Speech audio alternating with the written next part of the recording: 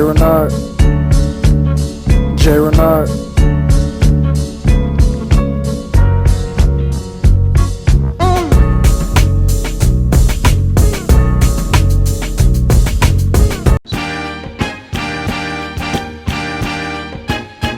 J Renard. J Renard.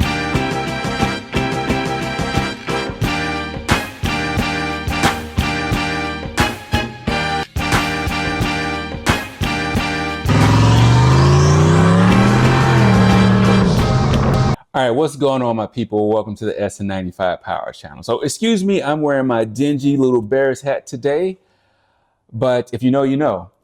Hey, let's break down this Tech Tuesday. We got some things I want to go over with y'all regarding the future of the channel for 2026. Not really the channel, but the car and what I want to do with the car for 2026. So first thing up. If you have a Coyote swap, you know the difficulties of running a front sway bar. There's not too many Coyote swaps I know in the Sn95 platform who have their front sway bar. If you are running your front sway bar, leave a comment down below and tell me how you were able to do it. I'm using a Gen 1 F-150 motor, and from my research, the Gen 1 F-150 motor and the Mustang F-150 motor, where's this thing at? I hate when I'm unprepared. The oil filter housing is different. Here we go. So we all know, well, we might not all know, the F-150 has a integrated oil cooler on it because, you know, it's a work truck and it needs more cooling than, you know, just a Mustang. So the F-150 has this oil cooler, which most people, they just take that off when they do the swap if they're using F-150. But the problem is when you go to install your sway bar, even with the oil cooler removed, the sway bar is going to hit the oil filter housing. Now, I know Mustang guys, they have a oil filter relocation kit. This is a on-3 version of it, and this thing will not fit an F-150 block. Now, from all the research I've done, and from my own personal experience, the bolt patterning of this block is different from a Mustang as opposed to F-150. So I've been running this car without a sway bar, and I must say I hate the way the car feels. It feels loose. Not loose in a way that the car feels unstable, but the front end just feels like it's drifting, and I really don't like that. And so there's a couple of ways that you can go about trying to get a front sway bar in your Sn95 Mustang, and unfortunately it's not cheap. So first thing I'm going to try is this box right here from Steeda, and all this is just a spacer. It's just a 1-inch spacer. They don't give you any instructions. It's super janky. They give you these carriage bolts, which kind of makes sense, but it doesn't make sense because there's no way this 4-inch carriage bolt is going to fit up in that frame rail. You have to remove the old sway bar bolt, mounting bolts, and install those carriage bolts. So the only thing this is going to do is go in between the frame rail and your bracket for your front sway bar. Is going to bring the sway bar down 1 inch. Hopefully that 1 inch of clearance is enough to get that sway bar off the oil filter house. And so on my car, the only problem I have with the sway bar hitting the oil filter housing is with the suspension loaded. Now, I don't want to take that chance. No, I'm not going to be doing any like hill jumping with this car where I have to worry about the suspension being unloaded, not loaded, but when it unloaded, it hits the sway bar. So if I jack the car up in the air, the sway bar is riding on the oil filter housing. So yeah, I'm not jumping. This car is not pulling any wheelies at the track. It's not jumping over hills or nothing like that. But I just really want to be precautious and make sure I have enough clearance so my sway bar, as my man Show said, isn't treating the oil filter housing like John Wick. So we got this going. Another thing which I am unprepared, but I'm going to show y'all. I scored some panels at the junkyard, and huge shout out to Gears Auto Works. So you can kind of see this side is like dirty and crud. This side, it looks factory, and the reason why it looks factory is because I've been using this Interior Cleaner Pro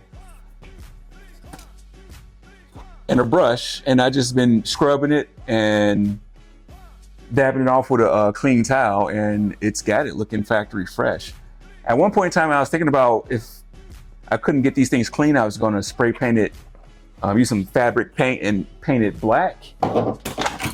But these pieces are coming out, that piece is coming out so well, I really don't have to worry about doing that. So let me show you what's going on in the trunk.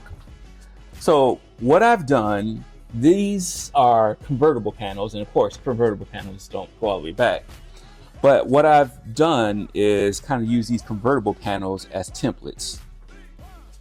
You know, especially this side right here, with me having this reservoir right here, I have to trim the bottom of this panel in order for it to set correctly up in here. And on this side also, I kind of did the same thing. I had to do more trimming on this side because of the batteries right here. And so the good thing is the battery can stay right there, and I can pull this out and I know how much I have to trim off the bottom for the battery to fit. And since we're back here, let me just show y'all the ugly truth. This is a lot of wet sanding residue that I never cleaned up, and I never sprayed these jams. This rubber is OEM. I got overspray on the struts, overspray on a lot of stuff under here. So what we're going to be doing is taking these hinges off, taking all this stuff out, and we're going to respray the hinges and these jams. It looks horrible. And I also need to respray this bumper. I didn't lay enough clear on this bumper when I sprayed it the first time. So I can't really sand it the way I need to. So I need to do a flow coat on that and really get this whole trunk presentable, because you know I do want to be able to pop the trunk open when I go to these shows. And like I say, I'm still up in the air of what I'm going to do with this. I really like the option of having subwoofer over there, or having the subwoofer go straight across, firing out. This I need to get rid of. And so the last little tech tip I want to give y'all is I want to talk about spraying. And I do not have a 3-phase 60-gallon air compressor in this house. What I like to do is I use a turbine system. And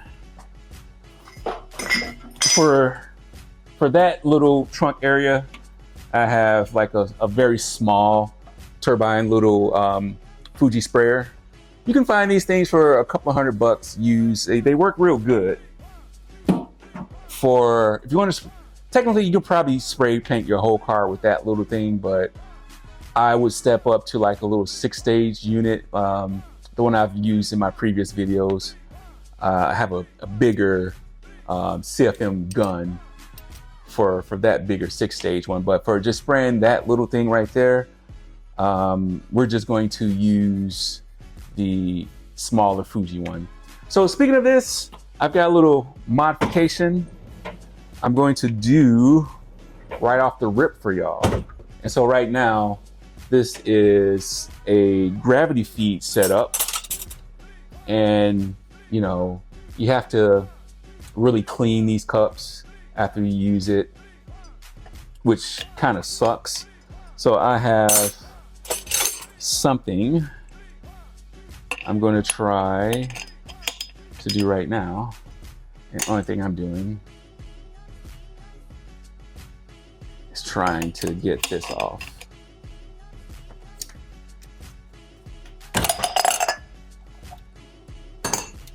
So I'm going to convert this from a gravity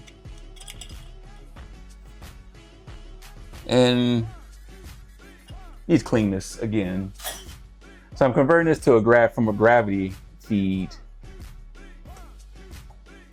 to a suction feed. And I'm converting this to a 3M cup system. So the sweet thing about the 3M cup system, sorry, that's my man Greg hitting me up. The sweet thing about the 3M cup system is cleanup is very simple. So they give you this extension right here to convert this to a suction feed. And so the science behind this, with this cup system, you have this liner. This little liner right here is where all your fluid, where all your paint goes in. This is a separate cup that you have to buy. I have a bigger 20-ounce one for my bigger gun, but for just those jams, this is a 13.5. Goes together like this. And by this being a turbine system, it pushes pressure through this, pushes down on the liner, which helps force the fluid into the spray gun. So if you really want to do a DIY paint job, I highly recommend trying to find a turbine spray system. All right, one last thing that I'm going to tease y'all with, and this is not all the things that I have been planned for 2026, but these are the first 3 projects I'm going to start. And the final thing is this. Now you might be wondering what this is. Well, this is a bracket that I'm going to use to allow me to do a 14-inch rotor in the rear of the car, and is going to allow me to use a bigger brake caliper. So I am debating how I'm going to drop this, because to my knowledge, there hasn't been anybody who's done this modification yet. It's going to be a quick and easy way to add a electronic brake to your Sn95. I know a lot of us, or some of you guys out there, drift, and that's fine. But in my case, my emergency brake cable bracket was sagging. It cut into my aluminum drive shaft. I'm going to forget all that nonsense, and I am going with a e-brake setup. And so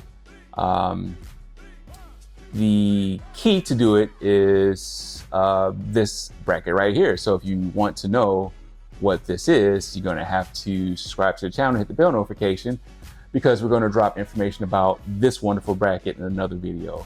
So yeah, just quick update on what we're going to do for next year, and shout out to the Gears Autoworks team over there for hooking me up with a detail kit.